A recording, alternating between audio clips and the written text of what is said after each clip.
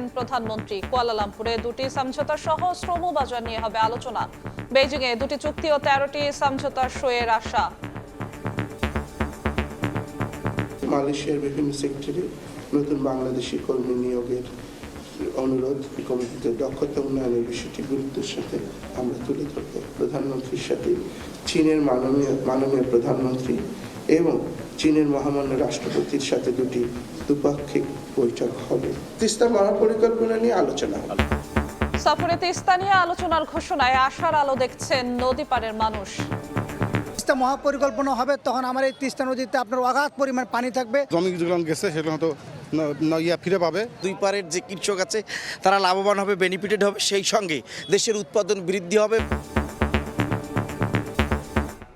দেখছিলেন বিশেষ শিরোনাম। দুপুরের সময় সঙ্গে আছি আমি জিন্নাত রাজ অশোয়া। এবার অন্যান্য শীর্ষ সংবাদ।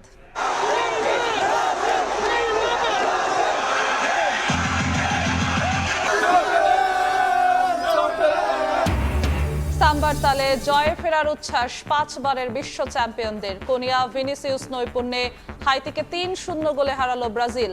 সি গ্রুপের শীর্ষে সেলেসাওরা। কার্যক্রম নিষিদ্ধ আওয়ামী লীগ দল নয়, মাফিয়া গোষ্ঠী। প্রতিষ্ঠাবার্ষিকী ঘিরে সতর্ক থাকার নির্দেশনা। বেনজিরকে আমিরাত থেকে দ্রুত ফেরানোর আশা স্বরাষ্ট্রমন্ত্রীর। শেখ পরিবার সহ দুর্নীতিবাজদের জব্দ করা 80% সম্পদ ভোগ করছেন অভিযুক্তরাই। যুক্তরাজ্যের সাবেক মন্ত্রী এমপির 25 কোটি পাউন্ডের সম্পদ ফেরাতে আইনি জটিলতা। বিশেষ ক্যাম্পেইন 1 মাস পরও হামের টিকার আওতায় আসেনি অনেক শিশু। ভর্তি রোগীর বেশিরভাগকেই দেয়া হয়নি ভ্যাকসিন। র্যাপিড রেসপন্স টিম গঠনের পরামর্শ। এবং থামছে না পুশিন আতঙ্ক। এবার চাঁপাইনবাবগঞ্জের চৌকা সীমান্তে 20 জনকে ঠেলে পাঠানোর চেষ্টা। বিজিবির প্রতিরোধে শূন্য রেখা থেকে ফিরিয়ে নিতে বাধ্য হলো বিএসএফ।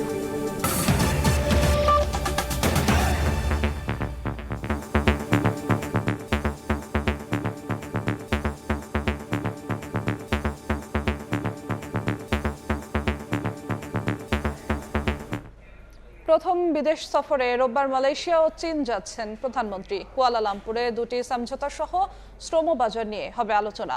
প্রধানমন্ত্রীর চীন সফরে বেইজিংয়ে দুটি চুক্তি ও 13টি সমঝোতা সইয়ের আশা করছে ঢাকা।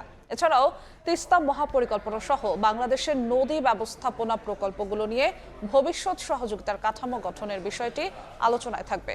প্রধানমন্ত্রীর চীন ও মালয়েশিয়া সফর নিয়ে শনিবার পররাষ্ট্র মন্ত্রণালয়ের ব্রিফিংয়ে এসব তথ্য জানানো হয়। ভূরাজনীতির সব সমীকরণ উল্টে দিয়ে রোববার মালয়েশিয়া দিয়েই বিদেশ সফর শুরু করছেন প্রধানমন্ত্রী তারেক রহমান। দুদিনের সফরে 22 জুন মালয়েশিয়ার পুত্রজায়ায় দেশটির প্রধানমন্ত্রী আনোয়ার ইব্রাহিমের সঙ্গে দ্বিপাক্ষিক বৈঠক করবেন তারেক রহমান। আলোচনায় জনশক্তি রফতানি, বিনিয়োগ সহযোগিতা জোরদারের পাশাপাশি একটি সমঝোতা স্মারক সইয়ের সম্ভাবনা রয়েছে। বাংলাদেশ বিনিয়োগ উন্নয়ন শনিবার পররাষ্ট্র মন্ত্রণালয়ে এ বিষয়ে আনুষ্ঠানিক সংবাদ সম্মেলনে সফরের বিস্তারিত জানান পররাষ্ট্র সচিব। বলেন, আসিয়ানে বাংলাদেশের সদস্যপদ পেতে মালয়েশিয়ার সমর্থনের ব্যাপারে অনুরোধ জানাবে ঢাকা। 21 জুন 2026 তারিখে মাননীয় প্রধানমন্ত্রী মালয়েশিয়ায় আনুষ্ঠানিক অভ্যর্থনার মাধ্যমে স্বাগত হবেন। পরদিন 22 জুন পুত্রজায়ায় মালয়েশিয়ার প্রধানমন্ত্রীর কার্যালয়ে বাংলাদেশের মাননীয় প্রধানমন্ত্রী ও মালয়েশিয়ার মাননীয় প্রধানমন্ত্রীর মধ্যে একটি একান্ত বৈঠক অনুষ্ঠিত হবে। এর পরপরই উভয় দেশের সরকার প্রধানের নেতৃত্বে উচ্চ পর্যায়ের প্রতিনিধি দলের মধ্যে দ্বিপাক্ষিক বৈঠক অনুষ্ঠিত হবে। মালয়েশিয়ার বিভিন্ন সেক্টরে নতুন বাংলাদেশি কর্মী নিয়োগের অনুরোধ, অধিক সংখ্যক পেশাজীবী নিয়োগ এবং বাংলাদেশি কমিটিতে দক্ষতা উন্নয়নের বিষয়টি গুরুত্বের সাথে আমরা তুলে ধরব। মালয়েশিয়া থেকেই চীন সফর শুরু করবেন প্রধানমন্ত্রী তারেক রহমান। চীন, দালিয়ান ও বেইজিংয়ে 2 ধাপে রাষ্ট্রীয় সফরে 2টি চুক্তি ও 13টি সমঝোতা স্মারক সহ 17টি সম্মতিপত্র সই হওয়ার সম্ভাবনা রয়েছে বলে জানিয়েছে পররাষ্ট্র মন্ত্রণালয়। পরে চীন সফরের সূচি জানানো হয় ব্রিফিংয়ে। 25 জুন চীনের প্রধানমন্ত্রীর সঙ্গে এবং 26 জুন রাষ্ট্রপতি শি জিনপিং এর সঙ্গে পৃথক দ্বিপাক্ষিক বৈঠক করবেন প্রধানমন্ত্রী। চীনের সঙ্গে এসব চুক্তি ও সমঝোতা স্মারকের মধ্যে বিশেষ গুরুত্ব পাচ্ছে অবকাঠামোগত উন্নয়ন, বিনিয়োগ সহযোগিতা এবং নদী ব্যবস্থাপনা খাত। বিশেষ করে তিস্তা মহাপরিকল্পনা সহ বাংলাদেশের নদী ব্যবস্থাপনা প্রকল্পগুলো নিয়ে ভবিষ্যৎ সহযোগিতার কাঠামো গঠনের বিষয়টি আলোচনায় থাকবে। মাননীয় প্রধানমন্ত্রী 22 জুন বিকালে কুয়ালালামপুর থেকে দালিয়ানের উদ্দেশ্যে যাত্রা করে সন্ধ্যায় দালিয়ানে পৌঁছাবেন। 26 তারিখে বেইজিংয়ে সরকারি সফরের আমন্ত্রণ জানিয়েছেন। সফরকালে মাননীয় প্রধানমন্ত্রীর সাথে চীনের মাননীয় প্রধানমন্ত্রী এবং চীনের মহামান্য রাষ্ট্রপতির সাথে দ্বিপাক্ষিক বৈঠক হবে। তিস্তা মহাপরিকল্পনা নিয়ে আলোচনা হবে। ফিজিবিলিটি স্টাডিটা আমরা রিভিজিট করছি এগুলো, এবং ফিজিবিলিটি রিভিজিট করার পর আবার যেটা বললাম রিজার্ভার, ড্যামের সাইজ এগুলো আসবে, তারপর সমস্ত আলোচনা হবে। 13টা এমওইউ, 2টো চুক্তি, একটা অ্যাকশন প্ল্যান, একটা প্রোটোকল। এছাড়া চীনের রাষ্ট্রপতি শি জিনপিংয়ের প্রস্তাবিত বিভিন্ন গ্লোবাল ইনিশিয়েটিভকে বাংলাদেশ গুরুত্বের সঙ্গে বিবেচনা করছে জানিয়ে পররাষ্ট্র সচিব বলেন, এগুলোর সঙ্গে সম্পৃক্ততার বিষয়ে চূড়ান্ত সিদ্ধান্ত নেওয়া হবে সফর পরবর্তী মূল্যায়নের ভিত্তিতে। দুই দেশের মধ্যে সহযোগিতার নতুন নতুন দিগন্ত উন্মোচিত করবে বলে আমরা আশা করি। এই সফরের মাধ্যমে ভাতৃপ্রতিম দেশ মালয়েশিয়া ও চীনের সাথে বাংলাদেশের বিদ্যমান সম্পর্ক আরও গভীর এবং বিস্তৃত হবে বলে আমরা আশা করছি। চীনের দালিয়ানে 23 জুন গ্লোবাল ইকোনমিক ফোরামের অনুষ্ঠানে যোগ দেবেন প্রধানমন্ত্রী। এ সময় সাইডলাইনে বিশ্বের কয়েকজন নেতাদের সঙ্গে বৈঠকের সম্ভাবনা রয়েছে বলেও জানানো হয় সংবাদ সম্মেলনে। সামদানি প্রত্যয়, সময় সংবাদ, ঢাকা। প্রধানমন্ত্রীর চীন সফরকে ঘিরে তিস্তা অববাহিকায় নতুন আশার আলো। প্রত্যাশা, বছরের পর বছর ভাঙন, বন্যা আর খরার সঙ্গে লড়াই করে টিকে থাকা লাখো মানুষের বহুল কাঙ্ক্ষিত মহাপরিকল্পনা আলোর মুখ দেখবে। এই সফরকে তিস্তা মহাপরিকল্পনার ভবিষ্যৎ নির্ধারণে গুরুত্বপূর্ণ হিসেবে দেখছেন অধিকার কর্মীরা। তারিকুল ইসলামের ক্যামেরায় নাজমুল ইসলাম নিশাতের রিপোর্ট। উত্তরের কোটি মানুষের অর্থনীতি, কৃষি ও অস্তিত্বের সঙ্গে জড়িয়ে আছে তিস্তা। বছরের পর বছর ভাঙন, আকস্মিক বন্যা ও শুষ্ক মৌসুমের তীব্র পানি সংকট মোকাবিলা করেও তিস্তা পাড়ের মানুষ এই নদীকে ঘিরেই বাঁচার স্বপ্ন দেখেন। আর সেই স্বপ্নের কেন্দ্রবিন্দুতে রয়েছে বহু প্রতীক্ষিত তিস্তা মহাপরিকল্পনা। তিস্তা মহাপরিকল্পনা হবে তখন আমার এই তিস্তা নদীতে আপনার অগাধ পরিমাণ পানি থাকবে। দুই পাশে মনে করে মিল, কলকারখানা, ইন্ডাস্ট্রিজ তৈরি। লোকজনের বসত বাড়ি আছে, এগুলো জমি যেগুলো গেছে সেগুলো হয়তো ফিরে পাবে এবং নদীর পানি যে পানিটা থাকা দরকার সে পানিটা থাকবে। তিস্তা অববাহিকার দুই পারের যে কৃষক আছে তারা লাভবান হবে, বেনিফিটেড হবে, সেই সঙ্গে দেশের উৎপাদন বৃদ্ধি হবে এবং দেশের জাতীয় উৎপাদনে খাদ্যশস্য প্রভাব ফেলবে। 17 জুন জাতীয় সংসদে প্রধানমন্ত্রী জানান, তিস্তা মহাপরিকল্পনার সমীক্ষার কাজ সম্পন্ন হয়েছে। প্রকল্পে রয়েছে তীর সংরক্ষণ ও খনন, বন্যা নিয়ন্ত্রণ বাঁধ, সড়ক, গ্রোয়েন ও স্পান নির্মাণ সহ ভূমি পুনরুদ্ধার ও উন্নয়ন। শুরু থেকেই প্রকল্পটিতে বিনিয়োগের আগ্রহ দেখিয়ে আসছে চীন। তাই প্রধানমন্ত্রীর চীন সফর তিস্তা মহাপরিকল্পনার ভবিষ্যৎ নির্ধারণে গুরুত্বপূর্ণ হিসেবে দেখছেন অধিকার কর্মীরা। এই প্রকল্পে আমাদের উন্নয়ন সহযোগী যত দেশ আছে নানা পাটে তারা থাকতে পারে, কিন্তু কারিগরি পাটে যারা সমীক্ষা করেছে তাদের কাছে এই কাজটি দেওয়া জরুরি। এদিকে শুক্রবার তিস্তা নদী পরিদর্শনে এসে পানি সম্পদ মন্ত্রী স্পষ্ট বলেছেন, তিস্তা মহাপরিকল্পনা বাস্তবায়নে বিএনপি সরকার বদ্ধপরিকর। নাজমুল ইসলাম নিশাত, সময় সংবাদ, রংপুর। এদিকে প্রধানমন্ত্রীর সফর ঘিরে ভিসা জটিলতা সহ সব সমস্যার সমাধানের স্বপ্ন দেখছেন মালয়েশিয়ার প্রবাসী বাংলাদেশিরা। সোমবার মালয়েশিয়ার প্রধানমন্ত্রী আনোয়ার ইব্রাহিমের সঙ্গে গুরুত্বপূর্ণ বৈঠকে বসবেন তারেক রহমান। মালয়েশিয়া থেকে বিস্তারিত জানাচ্ছেন মোহাম্মদ আব্দুল কাদের।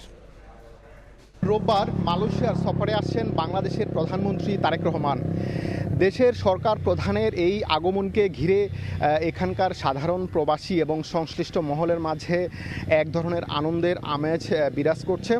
সবার চোখ এখন সোমবার সকালের সেই কাঙ্ক্ষিত দ্বিপাক্ষিক শীর্ষ বৈঠকের দিকে, যেখানে মালয়েশিয়ার প্রধানমন্ত্রী আনোয়ার ইব্রাহিমের সঙ্গে বৈঠকে বসবেন বাংলাদেশের প্রধানমন্ত্রী তারেক রহমান।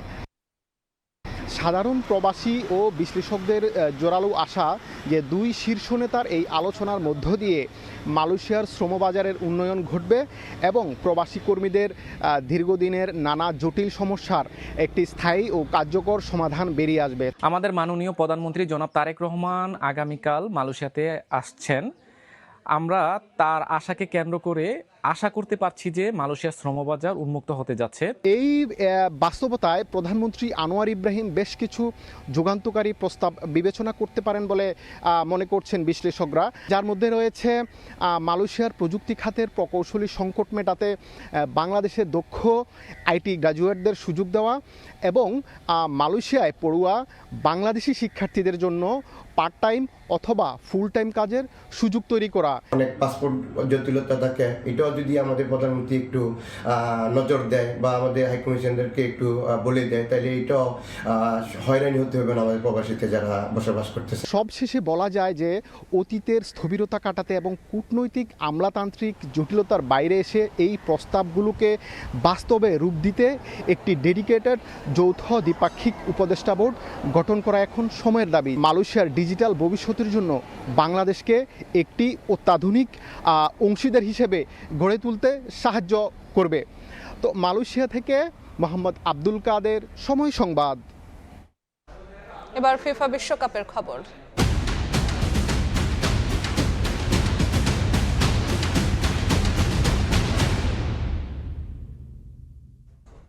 বিশ্বকাপে নিজেদের দ্বিতীয় ম্যাচেই স্বরূপে ফিরল 5 বারের বিশ্ব চ্যাম্পিয়ন ব্রাজিল।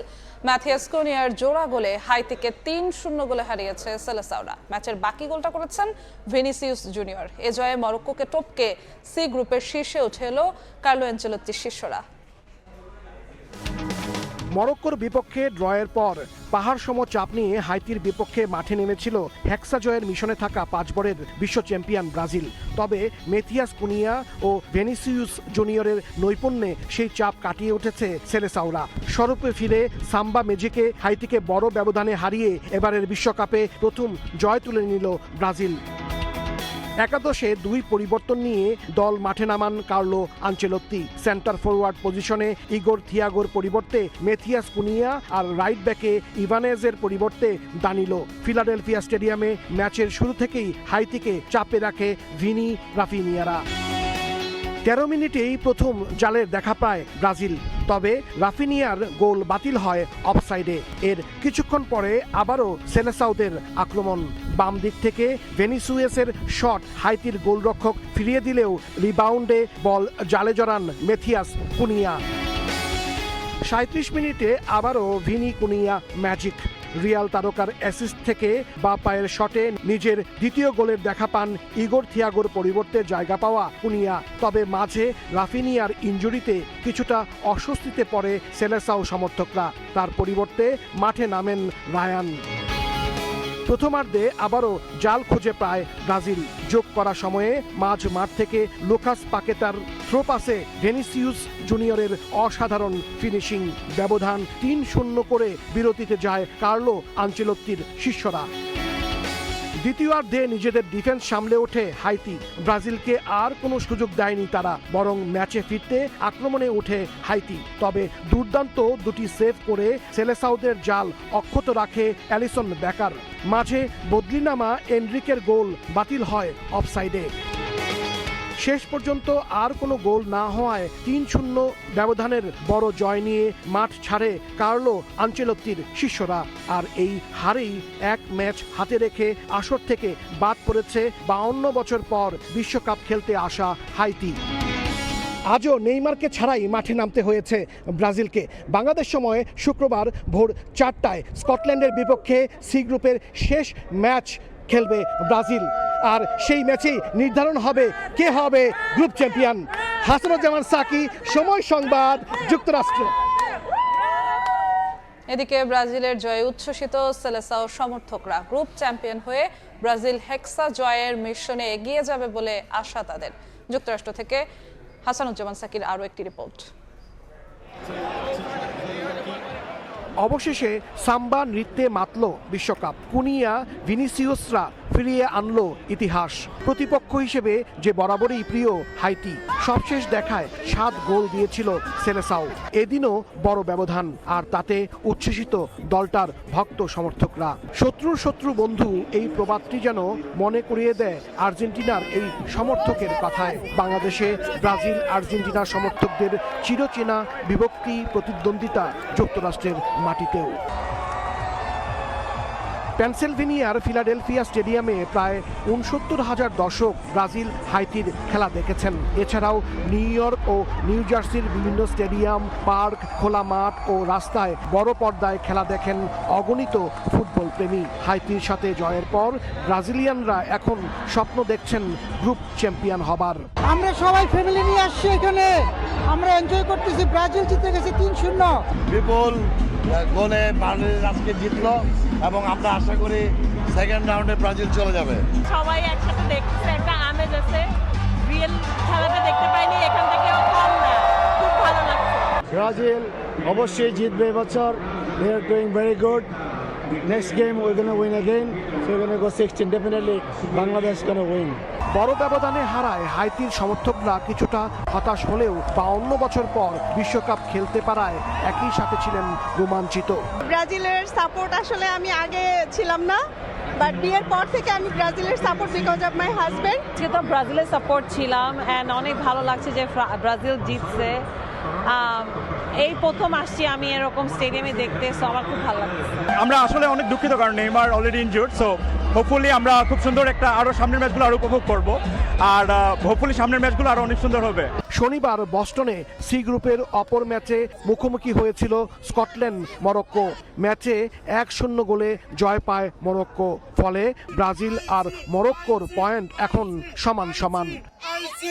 আজকে গ্রুপের অপর ম্যাচে মরক্কো জয় পেয়েছে আর ব্রাজিল পেয়েছে হাইতির বিরুদ্ধে বড় জয়। শুক্রবার পরবর্তী ম্যাচে অর্থাৎ শেষ ম্যাচে ব্রাজিল মুখোমুখি হবে স্কটল্যান্ডের, আর সেই ম্যাচই নির্ধারণ হবে কে হবে গ্রুপ চ্যাম্পিয়ন, আর সেটি এখন দেখার অপেক্ষা। হাসানুজ্জামান সাকি, সময় সংবাদ, যুক্তরাষ্ট্র। বিশ্বকাপে ব্রাজিলের প্রথম জয়ে স্বস্তিতে বাংলাদেশের ব্রাজিল সমর্থকরা। নেইমারহীন সাম্বার চোখ ধাঁধানো পারফরমেন্স নতুন করে স্বপ্ন দেখাচ্ছে তাদের। ঢাকা বিশ্ববিদ্যালয় সহ রাজধানীর বিভিন্ন স্থানে বড় পর্দায় খেলা শেষে উল্লাসে মাতেন সমর্থকরা।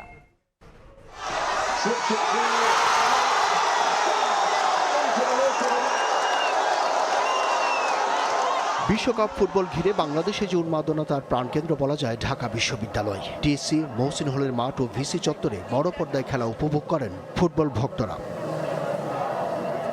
শিক্ষার্থীদের পাশাপাশি রাজধানীর বিভিন্ন জায়গা থেকে জড়ো হয়েছেন অনেকেই। খেলা শুরুর আগে কানায় কানায় পূর্ণ প্রাঙ্গণগুলো। কেউ গাছে, কেউ আবার ছাদে বসেই এনজয় করেছেন। উত্তেজনায় ঠাসা আক্রমণ পাল্টা আক্রমণে ব্রাজিলের প্রথম জয়ে উচ্ছ্বসিত সমর্থকরা। সেই ম্যাচে আলহামদুলিল্লাহ 3 গোল দিছে, তো ভালো লাগছে। গত খেলাটা দেখে আমাদের খুবই খারাপ লাগছে। আগে থাকতেই কনফিডেন্ট ছিল যে ব্রাজিল জিতবে। আমাদের বাপদাদা দেয় নাই, আমাদের বাপদাদা কাপ নিছে। ব্রাজিল মানে হচ্ছে ইতিহাস সৃষ্টি করা। নেইমার ছাড়াই ব্রাজিলের যে পারফরমেন্স তা মেসিহীন আর্জেন্টিনা কল্পনা করতে পারে না বলেও খোঁচা দেন সাম্বা নাচিয়েরা। যারা আমাদেরকে নিয়ে ট্রল করছে আর্জেন্টিনা, আসলে আমাদেরকে ট্রল করার কিছু নাই। আমরা সার্ফ এক্সেল দিয়ে ওয়াশ করার জন্য রেডি আছি। 3টা গোল আর্জেন্টিনাকে উৎসর্গ করলাম। 3 কই? 3বারের চ্যাম্পিয়নরা কই? যারা 2022 সালে চ্যাম্পিয়ন হয়েছে তারা কই? আমাদেরকে এখন 7 আপ বলতে পারবে না। আমরা এখন কাউন্টার অ্যাটাকে 3-20 উপহার দিলাম আর্জেন্টিনাকে। তাদের প্রত্যাশা পরের ম্যাচেই হয়তো সেলেসাও পোস্টার বয় ফিরবেন আর দল এগিয়ে যাবে হেক্সা মিশনের পথে। 2026 বিশ্বকাপে আমাদের হেক্সা পূরণ হবে। 11 গোল হতো, 11 থাকে। 5 স্টারের লোক আমরা, 4 স্টার 3 স্টারের লোক না ভাইয়া। আমরা তো সবসময় লেভেলে থাকি। গ্রুপ পর্বে চ্যাম্পিয়ন না হলে রাউন্ড অফ 32-তে কঠিন প্রতিপক্ষের মোকাবেলা করতে হবে। তাই স্কটল্যান্ডের বিপক্ষে এই ধারাবাহিকতা বজায় থাকবে প্রত্যাশা হলুদিয়াদের। আব্দুল্লাহ শাফি, সময় সংবাদ, ঢাকা।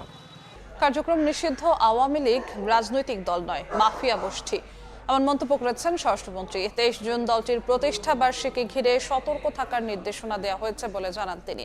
এদিকে সমস্ত প্রক্রিয়া শেষে আমিরাত সাবেক আইজিপি বেনজির আহমেদকে দ্রুত ফেরত পাঠাবে বলে আশা জানিয়েছেন স্বরাষ্ট্রমন্ত্রী। জুলাই অভ্যুত্থানের পর তীব্র জনরোষের মুখে প্রায় সম্পূর্ণ নিষ্ক্রিয় হয়ে পড়ে পুলিশ বাহিনী। দেশ জুড়ে থানায় হামলা, ভাঙচুর ও প্রাণহানির ঘটনায় বাহিনীর সদস্যদের মধ্যে আতঙ্ক ও নিরাপত্তাহীনতা তৈরি হয়। বর্তমান সরকার ক্ষমতায় আসার পর পুলিশ বাহিনী পুনর্গঠন ও আস্থার সংকট দূর করতে নানা উদ্যোগ নেওয়া হয়। শীর্ষ পর্যায়ে ব্যাপক রদবদল সহ বাহিনীকে ঢেলে সাজানো হয়। পেশাদারিত্বের সঙ্গে অপরাধ দমন এবং আইন শৃঙ্খলা পরিস্থিতি স্বাভাবিক রাখতে পুলিশ সদস্যদের কৃতিত্বপূর্ণ অবদান এবং সাহসিকতার স্বীকৃতি হিসেবে বিশেষ পুরস্কার ও প্রণোদনা দিচ্ছে সরকার। শনিবার সচিবালয়ে পুরস্কার প্রদান শেষে স্বরাষ্ট্রমন্ত্রী বলেন, নির্বাচিত সরকার ক্ষমতায় আসার পর পুলিশ সদস্যরা এখন পুরোপুরি সক্রিয়। নির্বাচিত সরকার আসার পরে তারা এত বেশি সক্রিয় হয়েছে, দায়িত্ব পালন করছে এবং নিজের জীবনের ঝুঁকি নিয়ে তারা দায়িত্ব পালন করছে, সেটা লক্ষণীয়। স্বরাষ্ট্রমন্ত্রী বলেন, আওয়ামী লীগ কোনো রাজনৈতিক দল নয়, এটি মাফিয়া দল। প্রতিষ্ঠাবার্ষিকী সামনে রেখে তাদের যে কোনো কার্যক্রম সম্পর্কে সতর্ক থাকার নির্দেশ দেওয়া হয়েছে। আমরা তো পলিটিক্যালি বলি যে it is no political party, এটা একটা মাফিয়া পার্টি। তো তারা বাংলাদেশে উশৃঙ্খলা অস্থিরতা সৃষ্টি করতে চাইবে, তো পুলিশ বাহিনী তার দায়িত্ব পালন করবে, সেই জন্য অ্যালার্ট করা হয়েছে সারা দেশে। এদিকে ইন্টারপোলের মাধ্যমে আবেদনের ফলেই সাবেক আইজিপি বেনজির আহমেদকে দুবাইয়ে গ্রেপ্তার করা হয়েছে জানিয়ে স্বরাষ্ট্রমন্ত্রী বলেন, তার বিরুদ্ধে থাকা মামলাসহ প্রয়োজনীয় কাগজপত্র পাঠানো হয়েছে। ইন্টারপোলের মাধ্যমে আমরা রেড নোটিশ জারি করেছিলাম, সেই ওয়ারেন্টের অনুসারে, রেড নোটিশের অনুসারে তারা তাকে গ্রেফতার করতে সক্ষম হয়েছে। সমস্ত কাগজপত্র, ওয়ারেন্ট, মামলার বিবরণী সহ এখানে অনেক কাগজ দিতে হয়, সেগুলো আবার আরবিতে ট্রান্সলেট করতে হয়, তারপরের দিনেই পাঠিয়েছি। তা আমরা আশা করি ইউএই গভর্নমেন্ট যথাযথ প্রক্রিয়া অনুসরণ করে খুব শিগগির তাকে ফেরত দেওয়ার ব্যবস্থা করবেন। এক প্রশ্নের জবাবে বহু বছর ধরে অপরাধীদের অভয়ারণ্য হয়ে থাকা রাজধানীর মোহাম্মদপুরের অপরাধীদের নির্মূল করা হবে বলেও জানান স্বরাষ্ট্রমন্ত্রী। নিয়ন্ত্রণে নিয়ে আসবে ইনশাআল্লাহ, সেখানে অপরাধীদেরকে নির্মূল করা হবে। প্রসূন আশিস, সময় সংবাদ, ঢাকা। প্রধানমন্ত্রীর প্রথম বিদেশ সফর ঘিরে নেতিবাচক ও উস্কানিমূলক পরিস্থিতি তৈরির চেষ্টা চলছে বলে অভিযোগ করেছেন প্রধানমন্ত্রীর উপদেষ্টা ও বিএনপির সিনিয়র যুগ্ম মহাসচিব অ্যাডভোকেট রুহুল কবির রিজভী। সব চক্রান্ত মোকাবিলা করে নিজেদের স্বার্থ রক্ষায় শক্তিশালী পররাষ্ট্রনীতি তৈরি করবে বিএনপি সরকার। সকালে রমনায় ন্যাশনালিস্ট আইসিটি ফোরামের সেমিনারে তিনি আরও বলেন, সে লক্ষ্যেই প্রধানমন্ত্রীর এই বিদেশ সফর। এমন মন্তব্য করেন তিনি। জানান, এই সরকার এমন কিছু করবে না যাতে স্বাধীনতার সার্বভৌমত্ব বিঘ্নিত হয়। প্রধানমন্ত্রীর এই উপদেষ্টা জানান, এবারের বাজেটে যে নীতি নেওয়া হয়েছে তার মাধ্যমে আইসিটি খাতকে শক্তিশালী করতে পারলে বেকারত্ব দূর হওয়ার পাশাপাশি অর্থনীতি দৃঢ় হবে।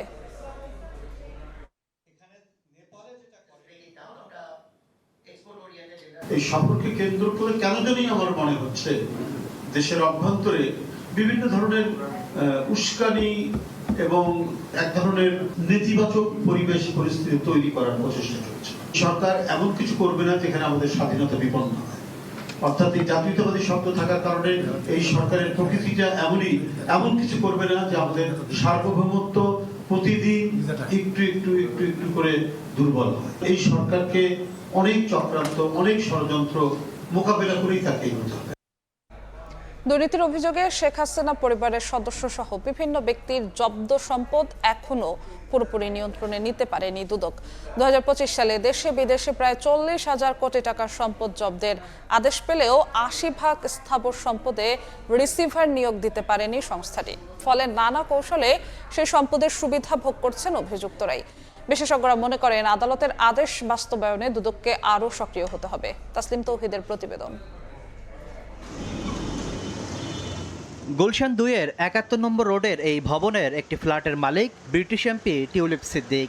2025 সালে আদালত এটি জব্দের আদেশ দিলেও এখনও সেখানে রিসিভার নিয়োগ করতে পারেনি দুদক। 2025 সালের 11 মার্চ এই ভবনে থাকা টিউলিপ সিদ্দিকের ফ্ল্যাট জব্দের আদেশ দিয়েছিল আদালত, কিন্তু এক বছরেও সেই ফ্ল্যাটটি জব্দ করতে পারেনি দুর্নীতি দমন কমিশন দুদক।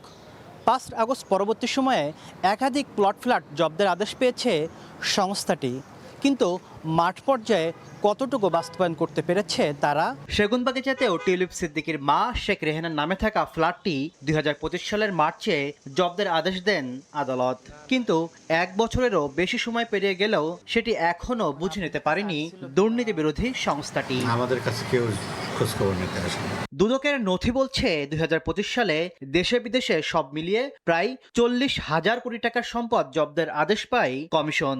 অথবা ফ্রিজ করার আদেশ দেন, তারপরে ওই সম্পদের ক্ষেত্রে অনুসন্ধান বা তদন্তকারী কর্মকর্তা বিজ্ঞ আদালতের অনুমতি নিয়ে বিজ্ঞ আদালতের মাধ্যমে মূলত রিসিভার নিয়োগের প্রক্রিয়াটি শুরু করেন। দেশের অভ্যন্তরে থাকা 30,000 কোটি টাকা সম্পদের মধ্যে 6,137 কোটি টাকারও বেশি মূল্যের স্থাবর সম্পদ জব্দ করা হয়। তবে এই বিপুল সম্পদের প্রায় 80%রই রিসিভার নিয়োগ হয়নি, আর কিছু সম্পদে রিসিভার নিয়োগ দেওয়া হলেও শেষ করা যায়নি আইনি প্রক্রিয়া। ফলে মালিকানা কাগজে কলমে অবরুদ্ধ থাকলেও আড়ালে এসব সম্পদের সুবিধা ভোগ করছে মূল অভিযুক্তরাই। এসব সম্পদের তালিকা রয়েছে সাবেক প্রধানমন্ত্রী শেখ হাসিনা পরিবার, এসআলম গ্রুপ, সাবেক ভূমিমন্ত্রী সাইফুজ্জামান জাবেদ সহ আওয়ামী লীগ সরকারের সুবিধাভোগীরা। অবশ্য মাঠ পর্যায়ে সম্পদ বুঝে নেওয়ার ক্ষেত্রে নানা সীমাবদ্ধতার কথা জানালেন দুদক আইনজীবী। একমাত্র প্রধান কারণ হচ্ছে আমাদের ইন্ডিকেশনের লোকবলের অভাব, আর তাছাড়া ইন্ডিকেশন মামলার ক্ষেত্রে আয়ুদের অন্যান্য মামলার ক্ষেত্রে একটু পার্থক্য আছে।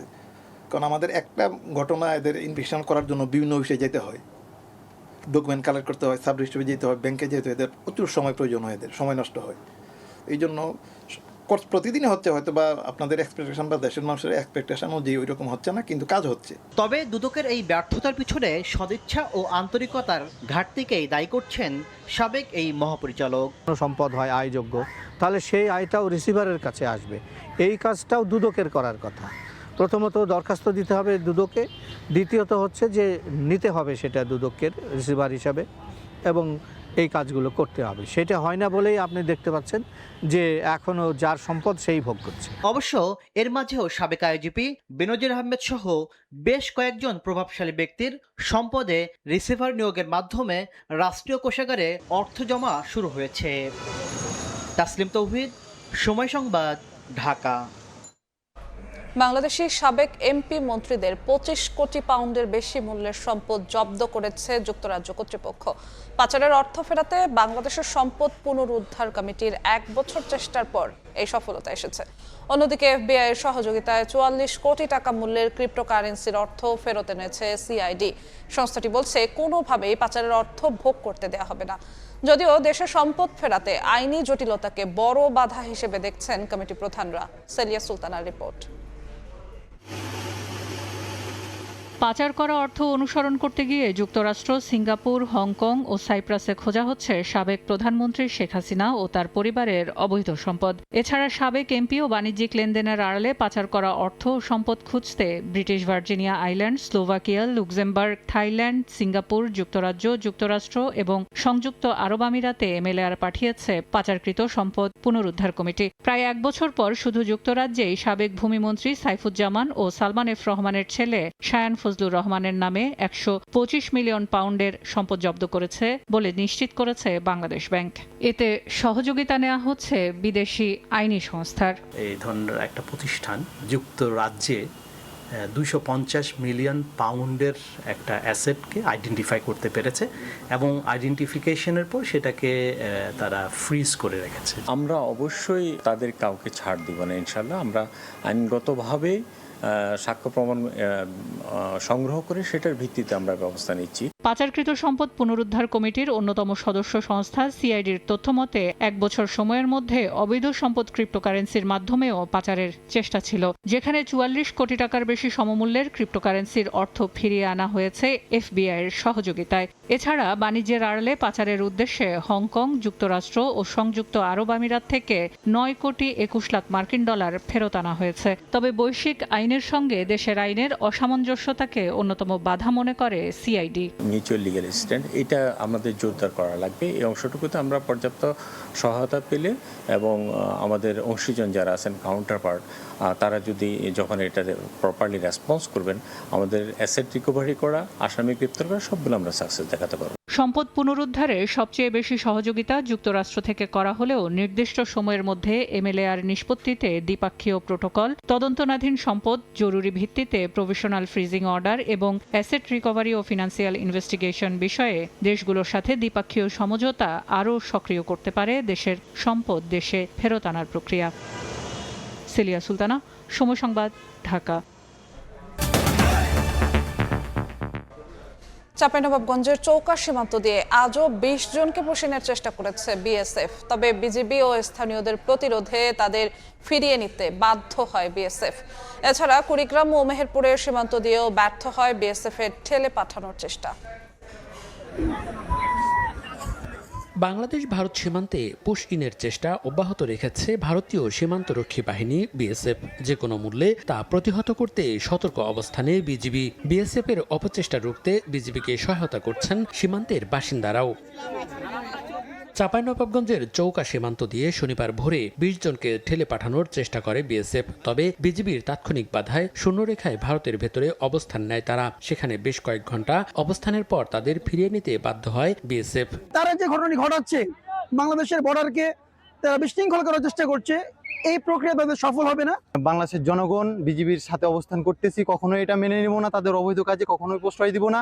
আমরা প্রয়োজনে সবসময় সীমান্তেই অবস্থান করব। বিজিবি ভাইয়েরা যে এত অ্যালার্ট ছিল, যার কারণে ওরা বাংলাদেশের অভ্যন্তরে ঢুকাইতে পারেনি। আমরা জীবন দিব, তবুও মাতৃভূমির সাথে কোনো গাদ্দারি কিংবা বেইমানি করে কোনো দেশ আমরা সেটা হইতে দেব না। এদিকে কুড়িগ্রামের রৌমারী সীমান্তের শূন্যরেখায় 7 দিন ধরে আটকে আছে বিএসএফ এর পুশ ইন চেষ্টার শিকার 5 যুবক। এর মধ্যে ভারতের গয়টাপাড়ায় 2 জন এবং ভন্দুরচর সীমান্তে 3 জন অবস্থান করছেন। সমন্য করে দেখতো যদি না এরা বাংলাদেশি, তাহলে ওনারা আপোষে নামাই নিত, নিয়ে তাদের যাদের বাচ্চা তাদের উড়াই দিত। আর ওনারা যদি ভারতে যদি হয় তো সেই হিসেবে ওনারা ওইভাবে নিয়ে যায়। এছাড়া শুক্রবার সকালে মেহেরপুরের বুড়িপোতা খালপাড়া সীমান্তে বিএসএফ এর ঠেলে দেয়া 4 জনের হদিস মিলছে না। তারা বাংলাদেশে নাকি ভারত অভিমুখে ফিরে গেছে, এ বিষয়ে বিজিবি ও বিএসএফ এর পক্ষ থেকে কোনো বিবৃতি পাওয়া যায়নি। মনিরুজ্জামান প্রান্ত, সময় সংবাদ। বিশেষ ক্যাম্পেইনে টিকাদানের 1 মাস পার হলেও এখনো নিয়ন্ত্রণে আসেনি হাম। তবে কিছুটা কমেছে সংক্রমণ ও মৃত্যুর সংখ্যা। তবে এখনো টিকার বাইরে রয়ে গেছে অনেক শিশু। বিশেষ করে হাসপাতালে যারা ভর্তি হচ্ছে তাদের বেশিরভাগেরই টিকা নেয়নি। বিশেষজ্ঞরা বলছেন জরুরি ভিত্তিতে তাড়াহুড়ো করে টিকা দিলেও বাদ পড়াদের এখন পরিকল্পিতভাবে টিকা নিশ্চিত করতে হবে। সেই সঙ্গে হাম নিয়ন্ত্রণে র্যাপিড রেসপন্স টিম গঠন করে ব্যবস্থা নেওয়ার পরামর্শ জনস্বাস্থ্য বিশেষজ্ঞের। দেশে হামের প্রাদুর্ভাব শুরুর পর জরুরি ভিত্তিতে টিকার ব্যবস্থা করে সরকার। বিশেষ ক্যাম্পেইন করে দেশব্যাপী দেয়া হয় টিকা। সেই ক্যাম্পেইনও শেষ হয়েছে 1 মাস হলো। তবে বেশ জোরে সোরে ক্যাম্পেইন করা হলেও এখনও টিকার বাইরে রয়ে গেছে অনেক শিশু। বিশেষ করে হাসপাতালে যারা ভর্তি হচ্ছে তাদের বেশিরভাগেরই টিকা নেয়নি। পুরো সারা শরীরে অনেক খারাপ অবস্থা ছিল, এখন ট্রিটমেন্টের পর এখন অনেকটা ভালো।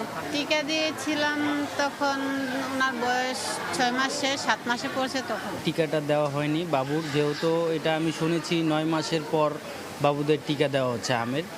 সেক্ষেত্রে আমরা টিকা দেইনি, আর কেউ আমাদেরকে বলেও নাই যে টিকা দিতে। জনস্বাস্থ্য বিশেষজ্ঞরা বলছেন টিকার পর হাম কিছুটা কমেছে ঠিকই, কিন্তু নিয়ন্ত্রণে আসেনি। নিয়ন্ত্রণে আনতে এখন হাসপাতাল নির্ভর না থেকে মাঠ পর্যায়ে কাজ করার পরামর্শ তাদের। বলছেন ব্যবস্থা নিতে হবে র্যাপিড রেসপন্স টিম গঠন করে। র্যাপিড রেসপন্স টিম পাঠাতে হবে, যারা ওই রোগী তো হাসপাতালে চলে এসছে সেখান থেকে ঠিকানা নিয়ে রেসপন্স টিম যাবে এবং ওই রোগীর আশেপাশে 1 কিলোমিটারের ভেতরে অন্তত অন্য কোনো রোগী আছে কিনা সেই রোগী শনাক্ত করে তাদেরকে চিকিৎসায় পাঠাতে হবে। বিশেষজ্ঞরা বলছেন জরুরি ভিত্তিতে তাড়াহুড়ো করে টিকা দিলেও বাদ পড়াদের এখন পরিকল্পিতভাবে টিকা নিশ্চিত করতে হবে। হাম যদি দূর করতে হয় মাইক্রো প্ল্যানিং করে বাড়ি বাড়ি গিয়ে খোঁজ দিয়ে এবং বাড়ি বাড়ি থেকে তাদেরকে ডেকে এনে আমাদের হামের টিকাটা শেষ করতে হবে। তবে হাম নির্মূলে বড় ভূমিকা অভিভাবকদেরই রাখতে হবে বলে জানান বিশেষজ্ঞরা। বলেন টিকার পাশাপাশি নিশ্চিত করতে হবে পুষ্টিকর খাবার। মনির হোসাইন, সময় সংবাদ, ঢাকা। হাতিরঝিলের পরিচ্ছন্নতার জন্য 1 সপ্তাহ সময় দিয়েছেন প্রধানমন্ত্রী। দ্রুত এটিকে আগের অবস্থায় ফিরিয়ে আনা হবে বলে জানিয়েছেন স্থানীয় সরকার প্রতিমন্ত্রী। এছাড়া নিরাপত্তা বাড়াতে পুরো হাতিরঝিলে সিসিটিভি ক্যামেরা বসাবে রাজুক। অন্যদিকে ডেঙ্গু মোকাবেলায় 27টি খাল খনন ও পরিচ্ছন্নের উদ্যোগ নিয়েছে ঢাকা উত্তর সিটি কর্পোরেশন। একসময় রাজধানীর সৌন্দর্যের প্রতীক ছিল হাতিরঝিল। তবে অব্যবস্থাপনা, নিরাপত্তাহীনতা ও রক্ষণাবেক্ষণের ঘাটতিতে ধীরে ধীরে হারাচ্ছে সেই জৌলস। হাতিরঝিলকে আগের অবস্থায় ফিরিয়ে আনতে রাজুককে নির্দেশ দিয়েছেন প্রধানমন্ত্রী। এজন্য সপ্তাহখানেকের সময়ও বেঁধে দিয়েছেন তিনি।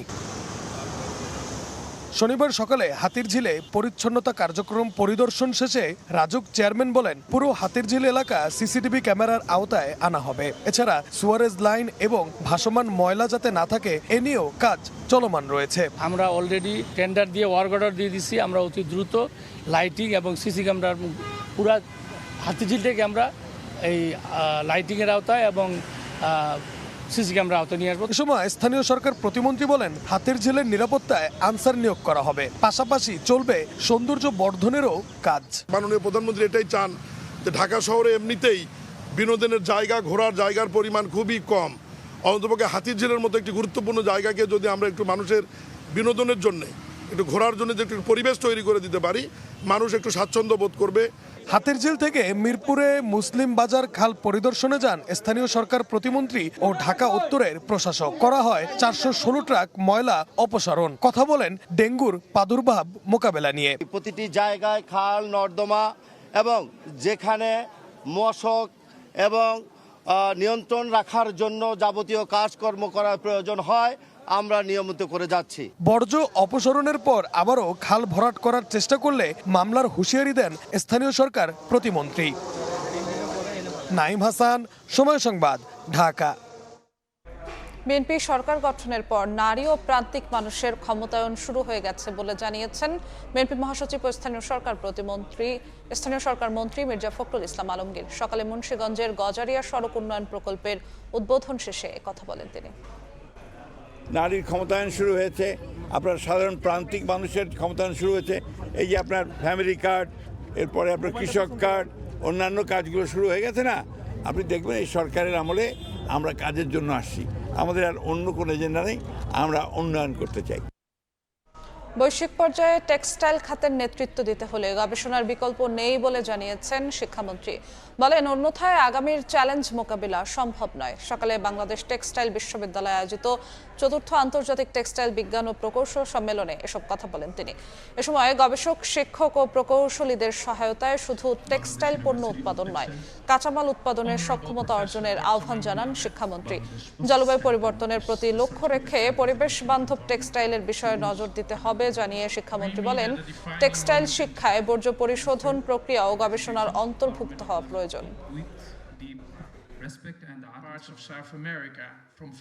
I hope the scientists, the researchers of textile, they will develop our textile industry, and we want to lead in the textile science and the textile industry in the global village. The raw materials, that's the most important thing.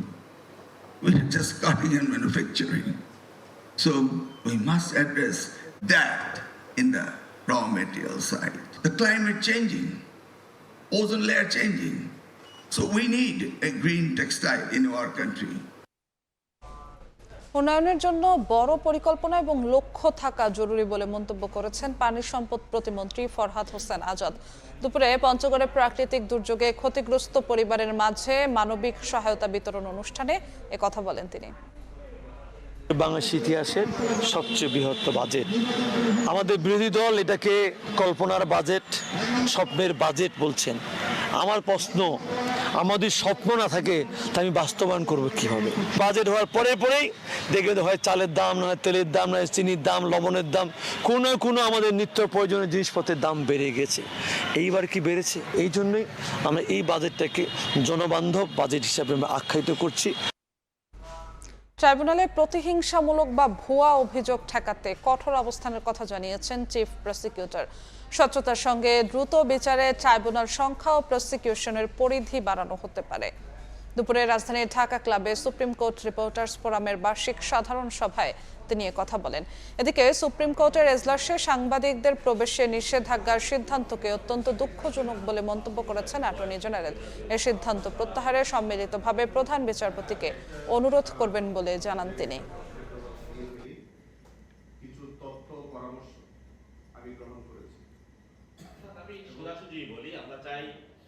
আমি চেষ্টা করব যে একটি অভিযোগ যাতে প্রতিহিংসামূলক না হয়, একটা অভিযোগ যাতে ভুয়া না হয়, এবং একটি অভিযোগ যাতে বিতর্কের জন্ম না দেয়। যে হারে মামলার যেভাবে আসছে অথবা যেভাবে আমরা প্রসিকিউশন রিপোর্ট দাখিল হচ্ছে, আমাদের এই দুইটি ট্রাইব্যুনালের পক্ষে একটা সময় এসে এটা ওভারবার্ডেন হয়ে যাবে। আমার মনে হয় যে আমাদের ট্রাইব্যুনাল বাড়ানোর প্রয়োজন হতে পারে। দুপুরের সময় আরো থাকছে। যুদ্ধবিরতির পরও লেবাননে ইসরায়েলি হামলা অব্যাহত, নিহত আরও 5। আগ্রাসন চললে যুক্তরাষ্ট্রের সঙ্গে আলোচনায় বসবে না ইরান। আগামী সপ্তাহে ওয়াশিংটনে বৈরুত তেল আবিব বৈঠক।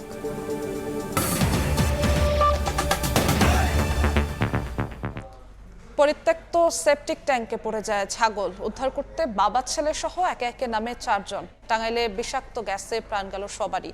স্বজনদের আর্তনাদে এলাকায় নেমে এসেছে শোকের ছায়া। পরিত্যক্ত কূপে পড়ে যায় ছাগল, উদ্ধার করতে গিয়েই নেমে আসে বিপদ। একে একে প্রাণ হারায় 10 বছরের শিশুসহ 4 জন। শনিবার সকালে টাঙ্গাইলের মধুপুরের জলই এলাকায় পরিত্যক্ত 9 থেকে 10 ফুট গভীর কূপে পড়ে যায় একটি ছাগল। এ সময় তুলতে গিয়ে প্রথমে কূপে নামে শিশু নেইমার মরং। তবে দীর্ঘদিন পরিত্যক্ত থাকায় জমে থাকা বিষাক্ত গ্যাসে মারা যায় সে। সময় গড়ালেও ছেলে উঠে না আসায় বাবা বাবুল হাদিমাও নিচে নামেন। পরে তাদের উদ্ধারে গিয়ে একে একে মৃত্যু হয় রতন নকরেক ও গ্যাব্রিয়েল নকরেকেরও। সাগরে বান খিবা করে নাপ মারা পড়ছে, ওই পড়াটা উঠাবার গেছে। উঠাবার গিয়ে এই যে একজনের পর এই 4 জন গেল। বিষয়টি স্থানীয়দের মধ্যে আতঙ্ক সৃষ্টি করে। খবর পেয়ে মধুপুর ফায়ার সার্ভিস ও পুলিশ ঘটনাস্থলে গিয়ে 4 মরদেহ উদ্ধার করে। অনেকদিন আগে বাথরুম ছিল, অনেক আগে ইউজ করা না, তারপর বিভিন্ন ধরনের আবর্জনা ফেলে সে থেকে বিষ কিয়ার কারণে এই 4 জন ব্যক্তি মারা গেছে। মর্মান্তিক এই ঘটনায় পুরো এলাকায় শোকের ছায়া নেমে এসেছে। সময় সংবাদ, টাঙ্গাইল। কেন্দ্রীয় শহীদ মিনারে মৃত্তিকার কবি আল মুজাহিদিকে শেষ শ্রদ্ধা জানালেন কবি, সাহিত্যিক সহ সর্বস্তরের মানুষ। সকাল 11টায় কবির মরদেহ কেন্দ্রীয় শহীদ মিনারে নেওয়া হলে ঢাকা জেলা প্রশাসনের পক্ষ থেকে তাকে গার্ড অব অনার দেওয়া হয়। সংস্কৃতি প্রতিমন্ত্রী, বাংলা একাডেমি ও বিভিন্ন সাংস্কৃতিক সংগঠনের পক্ষে শ্রদ্ধা জানানো হয়। পরে জাতীয় প্রেস ক্লাব ও বায়তুল মোকাররম জাতীয় মসজিদে জানাজা অনুষ্ঠিত হয়। মিরপুর শহীদ বুদ্ধিজীবী কবরস্থানে তাকে দাফন করা হবে। শুক্রবার রাজধানীর একটি বেসরকারি হাসপাতালে মারা যান 21 পদকপ্রাপ্ত এই কবি।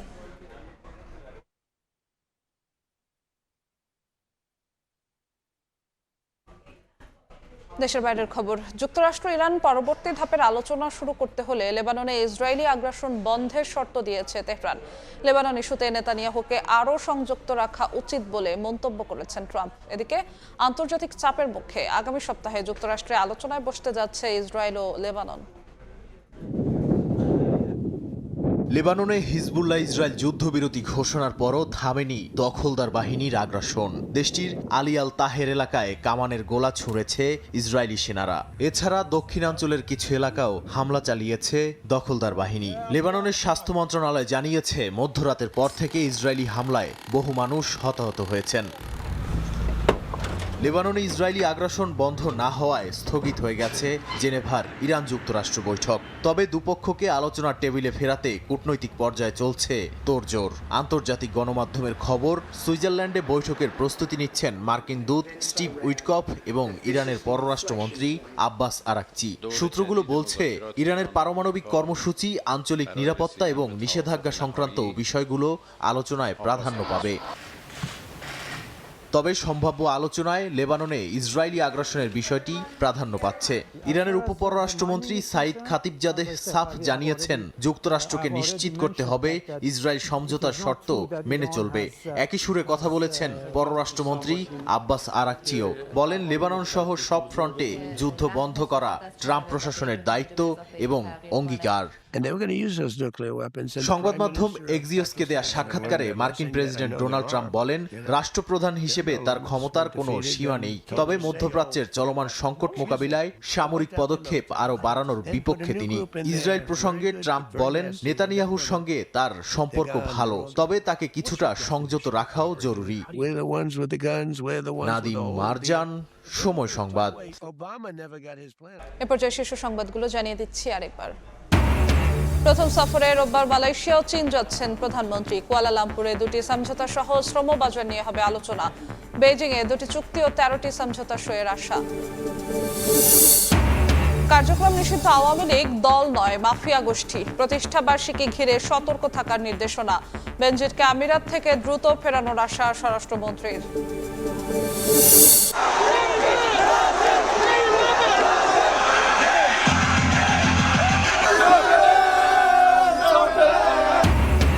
সাম্বার তালে জয় ফেরার উচ্ছ্বাস 5 বারের বিশ্ব চ্যাম্পিয়নদের। কুনিয়া ভিনিসিউস নৈপুণ্যে হাইতিকে 3-0 গোলে হারালো ব্রাজিল। সি গ্রুপের শীর্ষে সেলেসাওরা।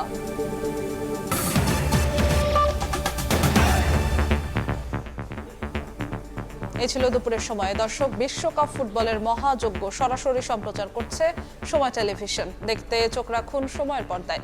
এরপর বিভাগীয় সময় নিয়ে আসছি কিছুক্ষণ পর। সঙ্গেই থাকুন সময়ের।